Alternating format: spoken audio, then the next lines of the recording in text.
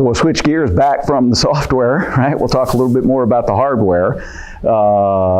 And for those of you not familiar with what we do, I'll give you a little bit of an introduction. CXL is near and dear to our heart.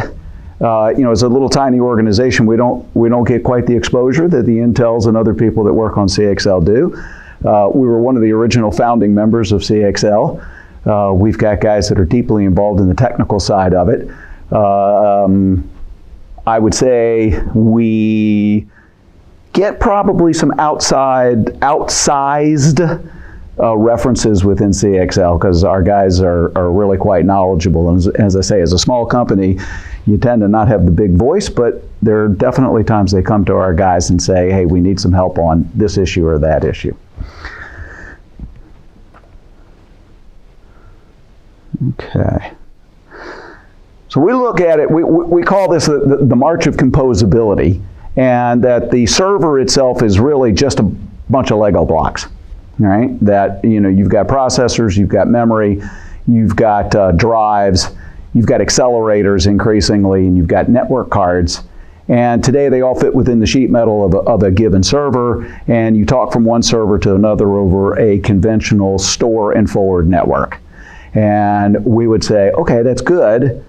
But if you could take that construct and basically turn it on its head.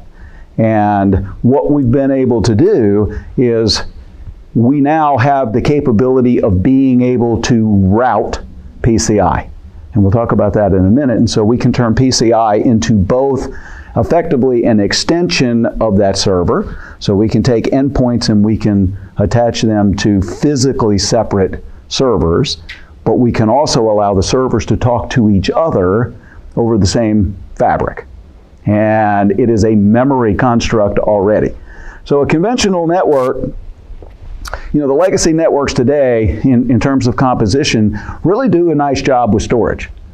And storage is slow enough that the existing networks are fast enough. If you use InfiniBand or Ethernet, they're really fast enough to be able to compose storage and do it pretty well.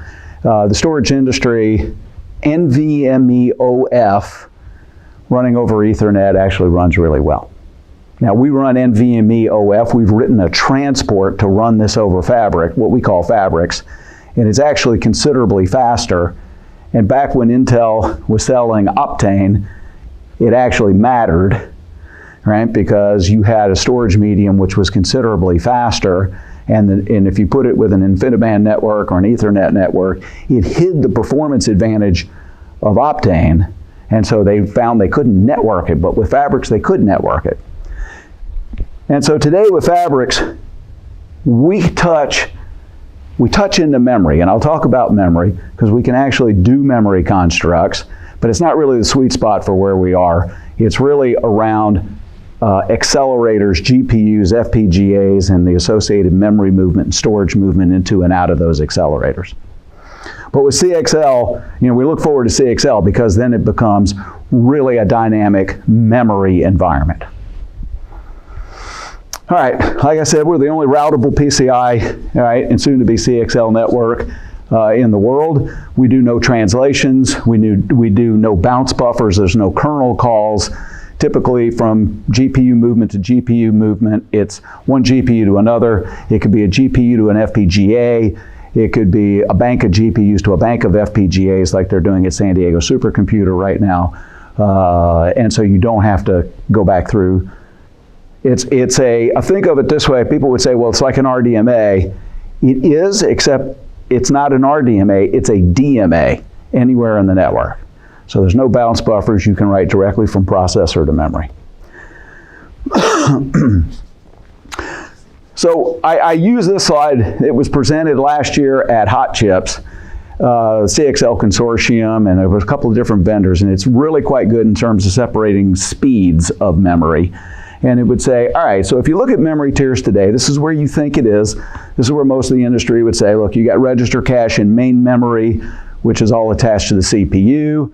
You're running in the 40 to 100 nanosecond kind of range.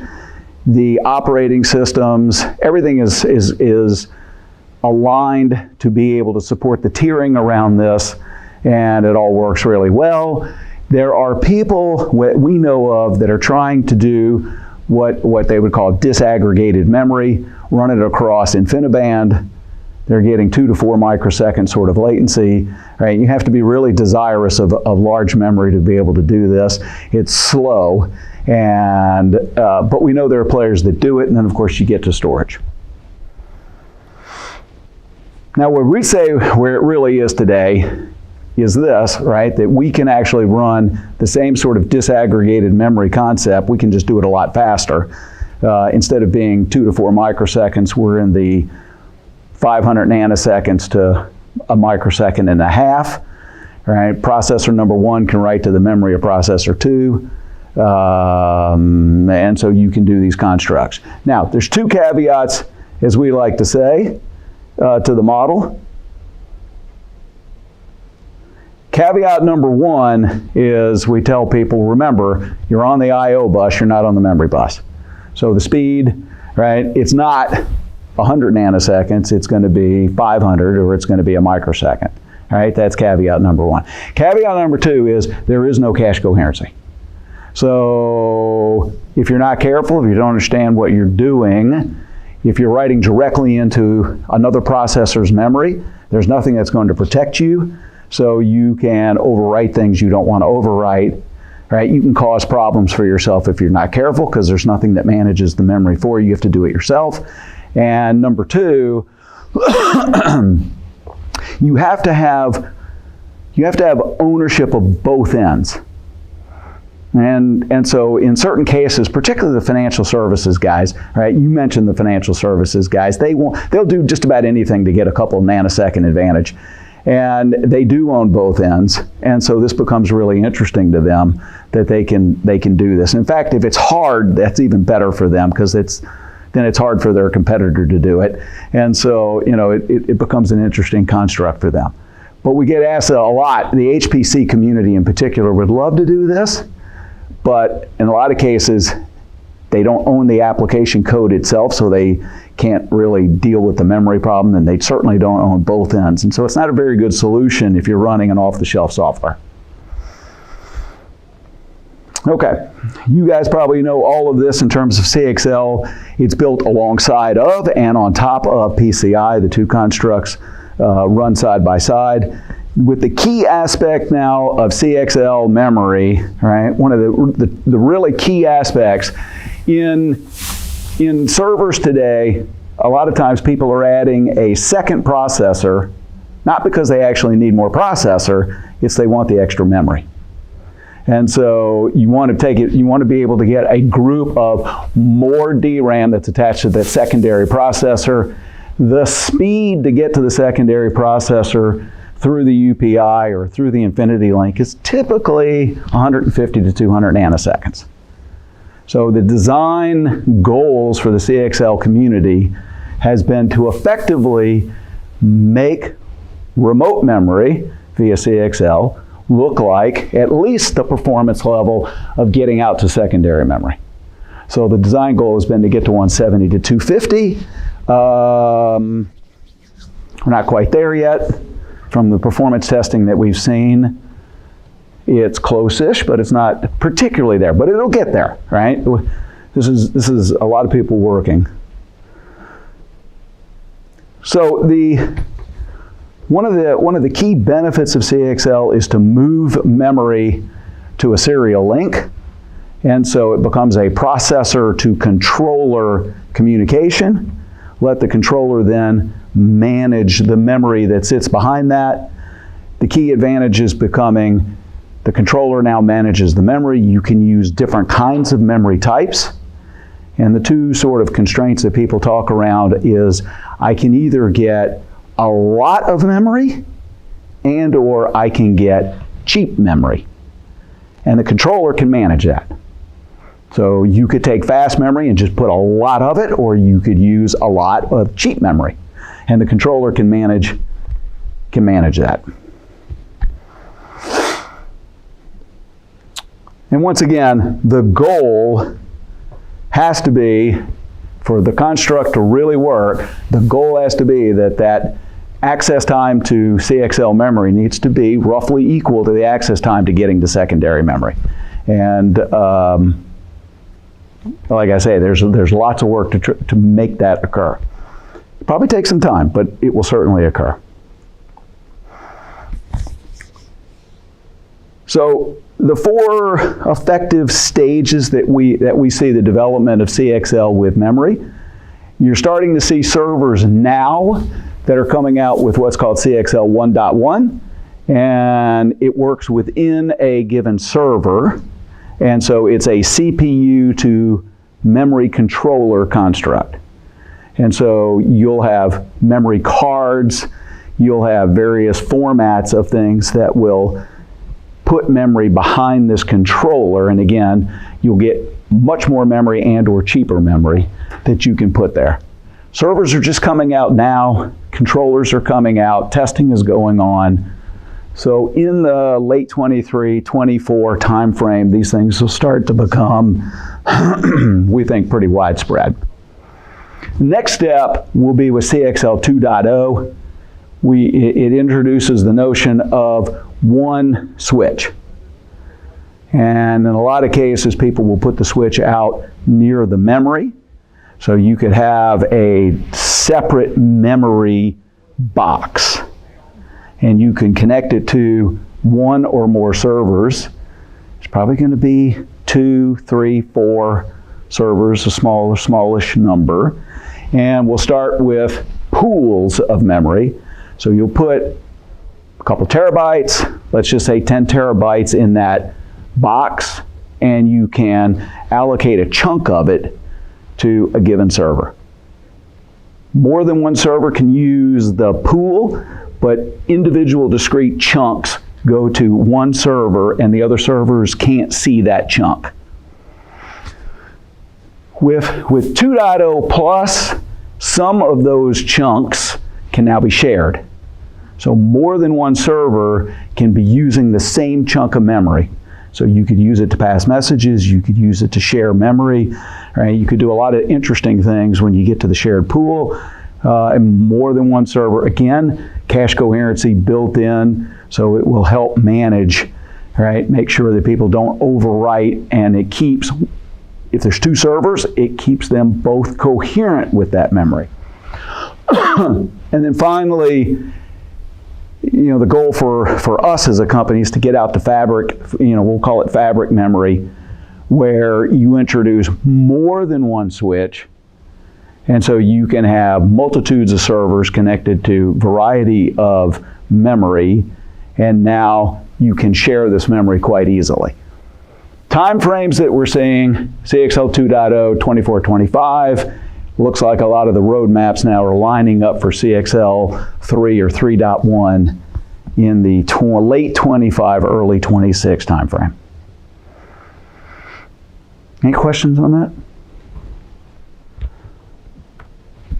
So with that then, really it sort of helps to fill the gap in the hierarchy.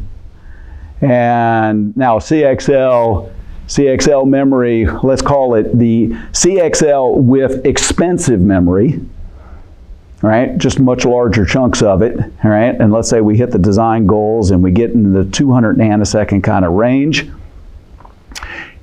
Obviously, if you put slower memory but cheaper memory, right, the speeds will be less. And a term that I like, sort of this reference here for up to about a microsecond, is high latency memory. And then the question becomes, okay, if I've got high latency memory, there becomes the considerations here about how is there's a lot of work here in the operating system to be able to deal with this, right? The folks at MemVerge are well down this path in terms of being able to say, all right, we've got certain tiering constructs, and high latency memory will be a different tier.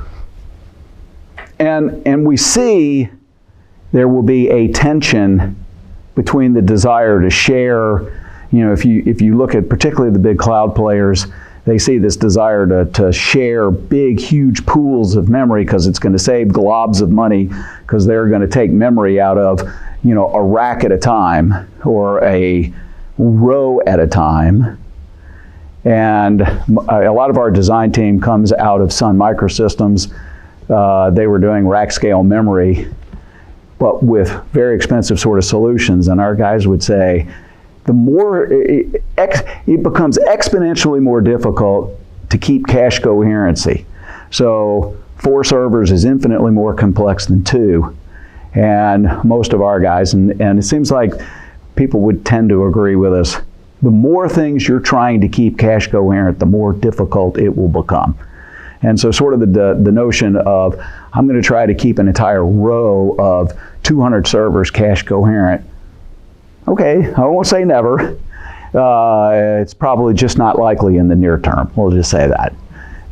It will become increasingly difficult to keep things cache coherent across a lot. So we think there's a natural tension between people desiring performance, which will keep things close, less numbers of switches, less distance of cable, because the speed of light has speed, and the more switches you put it through, every switch you're going to put in 100, 50 nanoseconds, 100 nanoseconds. So you want to keep distances down, we think, for performance versus, hey, I can pool a whole bunch of this and I can get a lot of savings.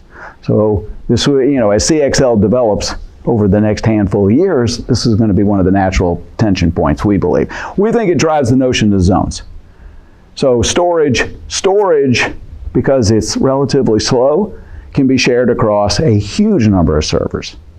We already see with accelerators, it generally tends to be a smaller number, and we think memory will be smaller yet. And so the right construct for the fabric is to be able to manage not just the fact that you can compose and aggregate different resources, but you can do it in the appropriate effective zone. But undoubtedly CXL is an enormously important construct for the industry in general. Memory, particularly in processors of all types, has become super important, right? The ability to move to much larger memory models. We're always amused, I guess is the right word, when people say, oh, this is going to open the door, we're going to save so much money because we're not going to need as much memory. And history would suggest otherwise. That, the applications will develop, people will desire a lot more memory, not less of it. And so there may be a period of time in which, yes, that's true, I've saved a bunch of memory, but we think it's the natural extension. People will come up with new things. You'll come up with a model that says, I need 100 terabytes of memory, and it'll be available. And so naturally, right, we think in the long run, memory will become a much larger resource, not a smaller resource. And then lastly, once more about GigaIO, right? We right now handle all of the compute side traffic. So, we can take resources we can attach to servers, but we also run MPI, for example, natively across fabrics. Just at a performance level, it's much better in InfiniBand. We run NVMe OF. We can run what's called GPU direct RDMA. So we run all the compute side. And the second thing is, we were told way back in the beginning when we started, we went out and visited customers, they told us, please do not give me a management orchestration layer that you've spent a lot of time on that I have no desire to use. Right? I don't want a pane of glass, really. What I have Slurm, I have Bright Cluster Manager, I have Altair, I have Jupyter Hub, I have my constructs already. You do the work to integrate with them. Don't make me learn a new interface because I really don't want to. And that's what we've done. Okay? Any questions? Kept it mercifully short. Yeah, you indicate the CXL 2.0 Plus, and from what you show here, you indicate some coherency or shared memory in the 2.0 Plus timeframe. Is that pushing the envelope of what's actually in the specification, you mean? Yes. Yeah. So you have a plan for that? So we've seen it's largely going to be driven by the server manufacturers that will put some additional capability into You know, they won't stick to the CXL. You know, I have to say, I'm amazed at how rapidly the CXL consortium has advanced the standard. And when they got to 2, there was a tremendous amount of discussion about 3. And so there was probably work that should have gone into 2 that just got shuttled to 3. And so particularly around this notion of being able to share the memory and not just pool it. And so we've seen that certain server manufacturers are putting some, let's say, additions to the official 2.0, because nobody's working on 2.0 anymore. Everybody's working on 3, 3.1, maybe even 4. And there's probably some things that should have been added to 2, but nobody wants to deal with 2 anymore. But there are some server folks that are putting some extensions to 2 that will allow sharing.